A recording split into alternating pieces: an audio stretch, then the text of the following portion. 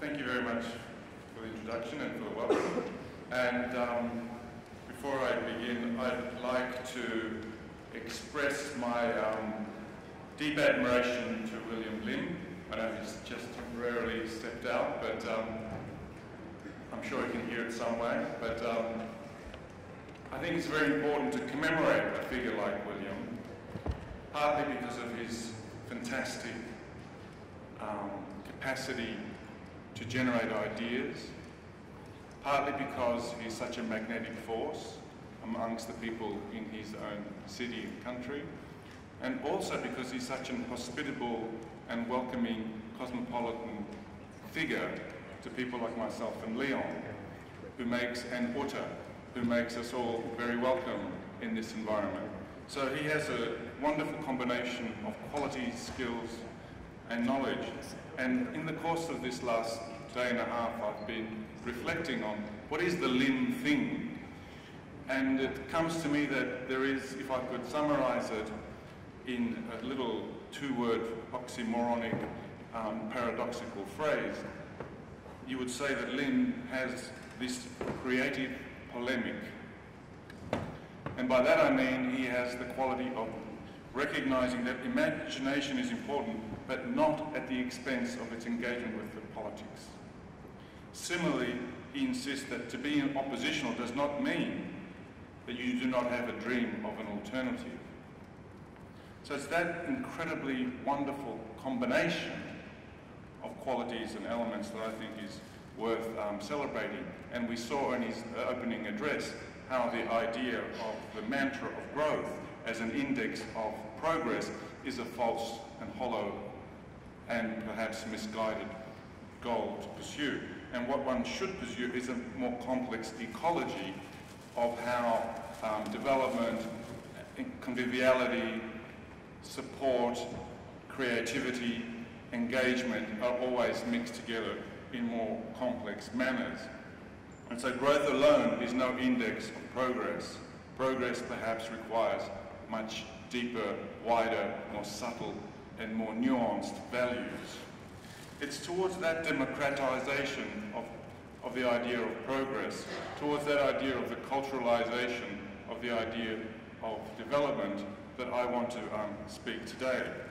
And in particular, I want to think about this idea of the challenges to the arts for a country like Singapore, but also for the country from which I work and operate in Australia, how that operates in terms of how do we know what the public dreams when they imagine their own culture and participate and produce their own culture? How do we know what we think is already there? By what means do we have of grasping the collective dreaming in our cultural world? How do we grasp what is actually produced in the myriad of ways in which people participate and shape and engage with their own environments? So I'm going to try and shift my focus now away from this one charismatic figure called William Lim to this broader question of how do we understand the formations of a public culture. So my focus, my starting point will be, in a way, this challenge between the hardware and the software by which public culture operates.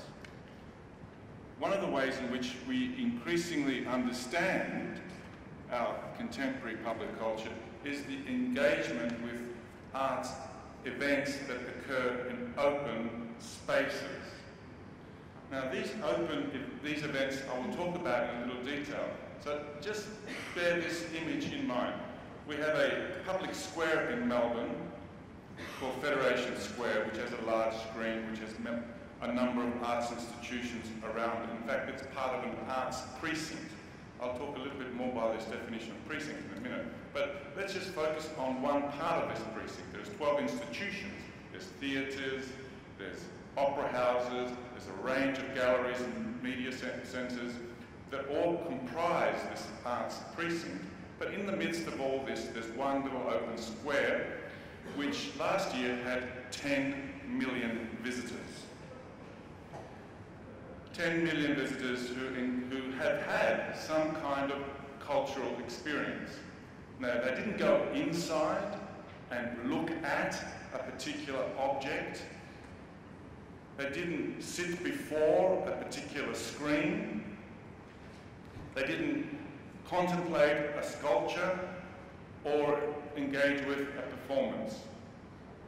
But they still considered themselves to have had a cultural, artistic experience, because in that square you can do parts of those things as well as other things. You can walk through, you can engage with the screen, you can look at particular artistic objects, and so on and so forth.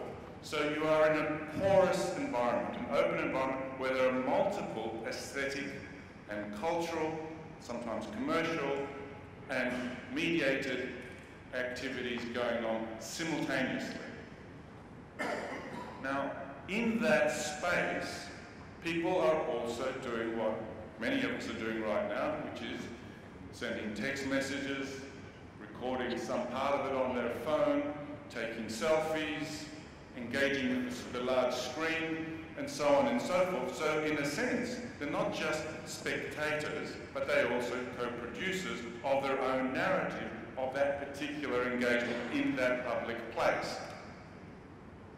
So there are producers of their own personal narrativized version of their journey and moment in time and place. So we have this interesting phenomenon of a very popular site, 10 million visitors. Incidentally, the sum total of the whole visitation of the whole of the arts precinct of Melbourne is 18 million. So 2/3 of all artistic visitors happen in one slice. Right? So we have this open, porous, multi-layered, multiple mode of engagement, multi-sided screens, participation, experience, event happening in these open events.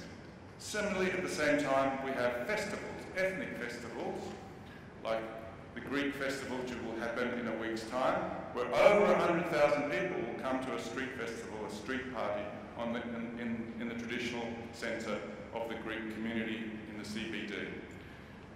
The Chinese New Year's festival, which is one lane away, also attracts over 150,000 people to this one celebration.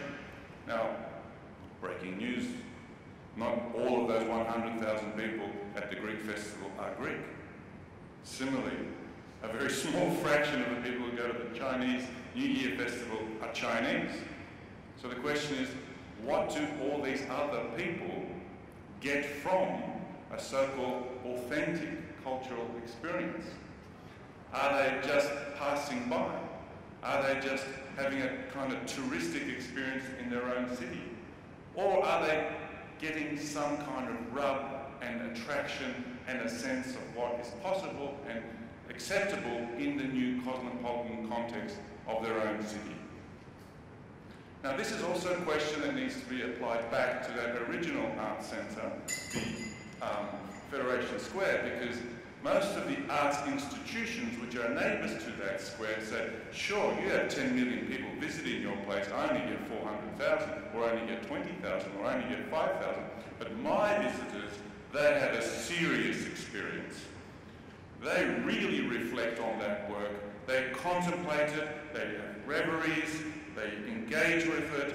I can measure, and all the critics know that when they come to see this exhibition or this film or this theatre, that they've had a profound aesthetic cultural experience. Well, how do they know that all their visitors have had a profound aesthetic cultural experience? Well, there's of course the traditional techniques that we in the humanities have been trained to use, which is we look at a film, we analyse it, we contextualise it, we compare it to other great works of art, etc., and we write a review. That becomes validated in a whole series of ways in our culture, and so we can therefore extrapolate from the one individual's perception and evaluation that the whole must also have had that view, or should have had that view. But we still don't really know whether or not they've had that view or produced other views for themselves or other worldviews or other reflections. How do we know what happens in the dream space of the multitude? So we can then take that question back to those people going through those precincts, going to those street festivals, to those open events. What goes on in their minds? What happens in that moment of in that friction point when they are passing through those spaces, when they are deliberately going to those spaces, when they're hanging out in those spaces, when they accidentally come to those spaces but find new points of connection and interaction that they didn't anticipate, expect, but now have discovered and then start to utilise? Or do they come? How does that accidental encounter inform and produce a new point of entry at other events, other occasions, other cultural and aesthetic experiences in the breadth of their everyday life? So this is a question that I brought to myself and brought to a team of scholars and artists and creators in Melbourne to initiate a new project in which we'll try and compare and understand what happens in an open space that says it is producing cultural activity, a precinct of Melbourne or the precincts of Singapore or Toronto. Now, I'm not just throwing Singapore for the sake of the fact that I'm here today, but I'm throwing it in because Singapore, Toronto and Melbourne have very interesting common histories.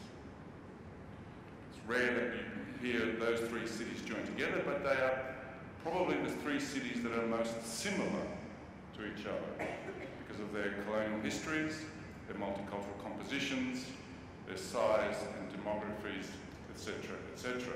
So to see how one city develops and responds to these kinds of challenges might be very illuminating when we do some kind of cross-transnational comparative study of the way in which these cities have responded to these challenges. Now let me start by saying, what is a precinct? Traditionally, a precinct was a place, a designated area where specialised activity occurred. Historically, we knew that precincts were where a religious activity was focused. And around those religious activities, the universities, etc., and subsequently the research and development and scientific precincts that we understand today got their identity.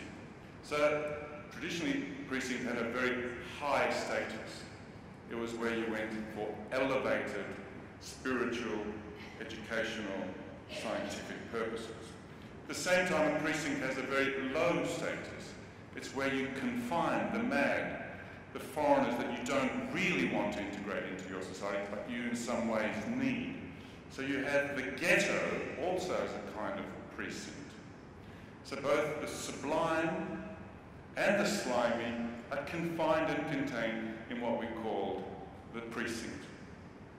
But now this precinct phenomenon has captured the political imagination all over the world. Whenever an arts minister wants to make a reputation for themselves, they say, I'm going to build a new super precinct, one that combines all these little things and joins them up into a mega square. And it's been estimated in the next decade around the world, over $250 billion will be spent in the pursuit of the development of these precincts.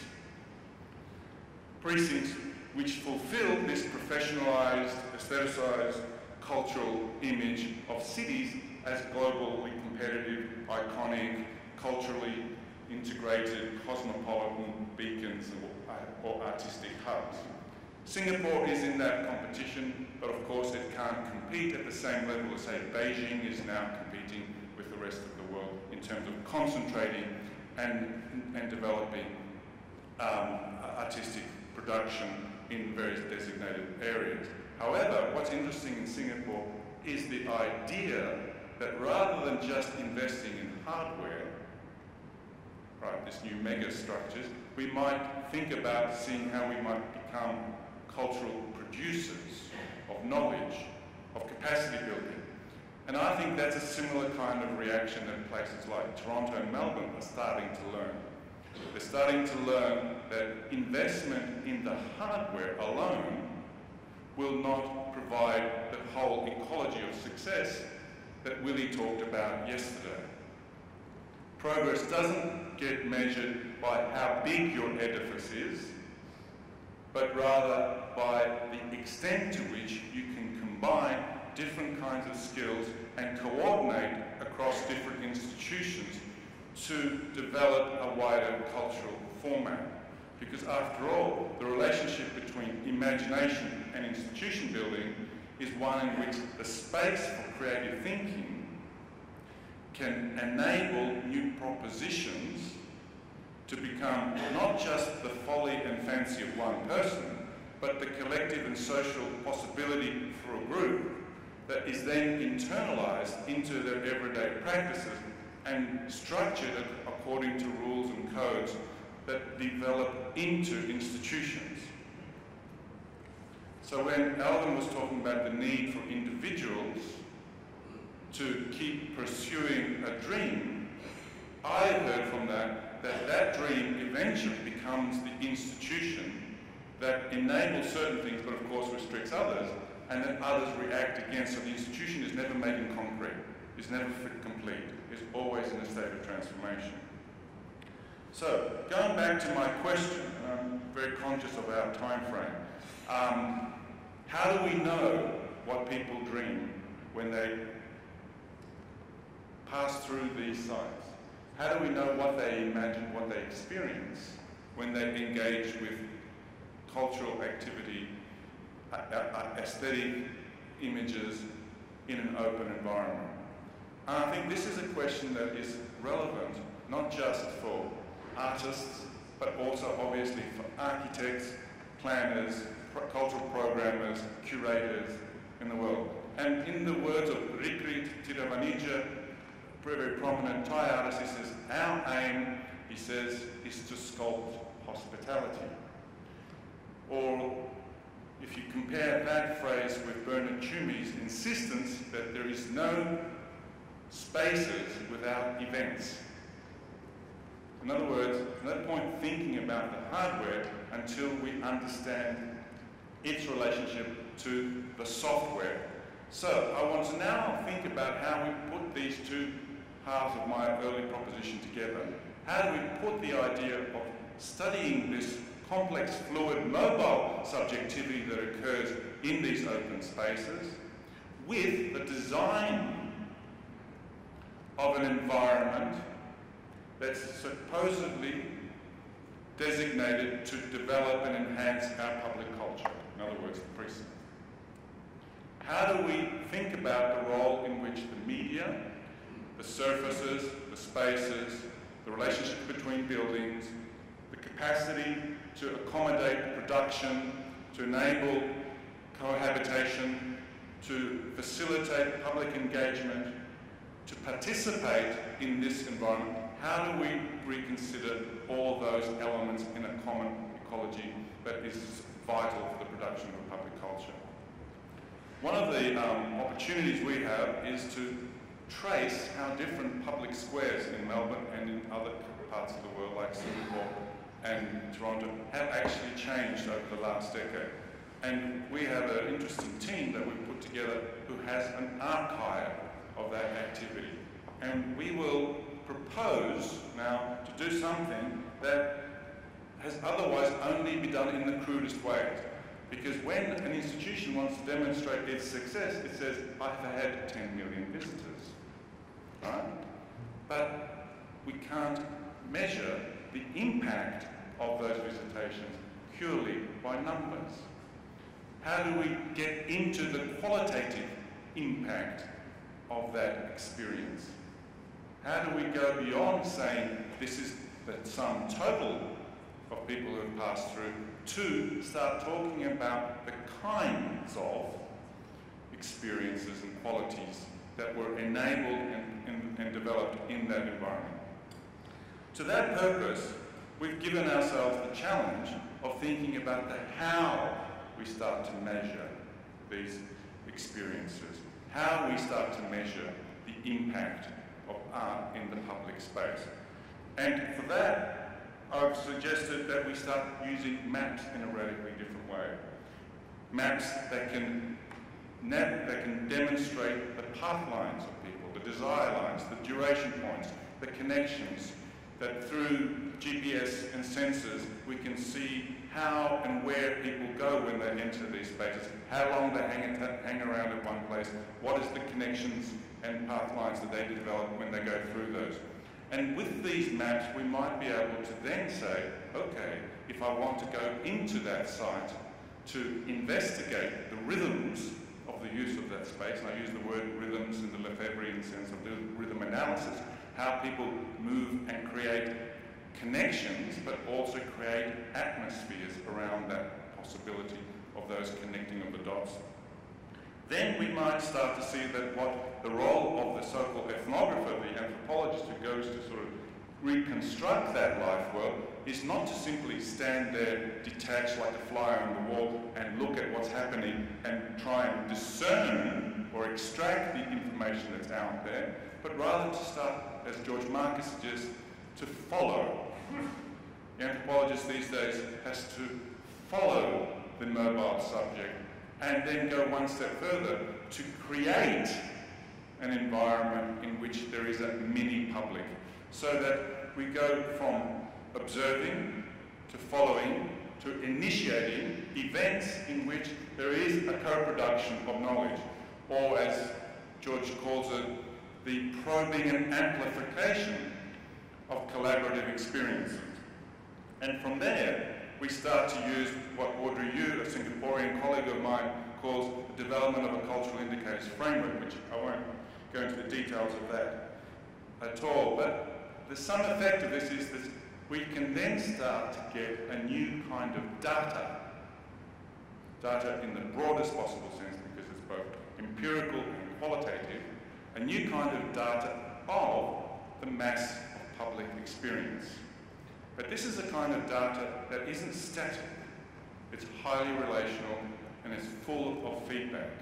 It is constantly evolving and reiterating. It's recursive, it's invisible at sometimes, but it's also constantly elusive. So it's a question of how one can create a narrative out of this kind of data. And that narrative obviously therefore needs a language, a set of categories, a set of key terms that can organise the interpretation of that kind of data. So our group has proposed 3 key terms for thinking about how people in public spaces actually produce their own life worlds. Key term number 1 being a new kind of aesthetic cosmopolitanism. This is the way in which local forces, local symbols, local ideas also interrelate and interconnect with global ones. There's also what we call event spaces, the way in which event now ruptures time but produces also collectivity. And finally, the idea of ambience. Ambience, which of course relates to Benjamin's idea of this distracted citizen, to other forms of what Laura Marx calls haptic visuality, to more deliberative forms of co-production. So what we're interested in is measuring and identifying that the consciousness that develops in these spaces can range from this distracted, vague, unconscious, liminal kind of activity all the way to the more focused and deliberative form of co-production, so that the consciousness is not simply linear, but multilinear and ambient, coming from a variety of sources, and simultaneously being assembled and stitched together to produce a new kind of consciousness. So these 3 key terms enable us to start thinking about what is actually being produced in this public culture, and how do we know what is there when we say we think that this culture is actually changing our world. So finally, I would simply conclude, as I've been given the 1 minute sign a few minutes ago, that what I hope is now possible is to start moving beyond that paradigm, which was in a sense quite narcissistic in the humanities, which assumed that the public could get what the scholar or the other artist wanted them to get. And we move towards a feedback system where the public creates and genuinely participates in the production of a common culture. That is, a shift from giving out a signal that's then received and internalised to receiving multiple signals and producing a new kind of coherence. So hopefully we can work towards this kind of understanding of public culture. And once again, I express my thanks to William and to everyone else here.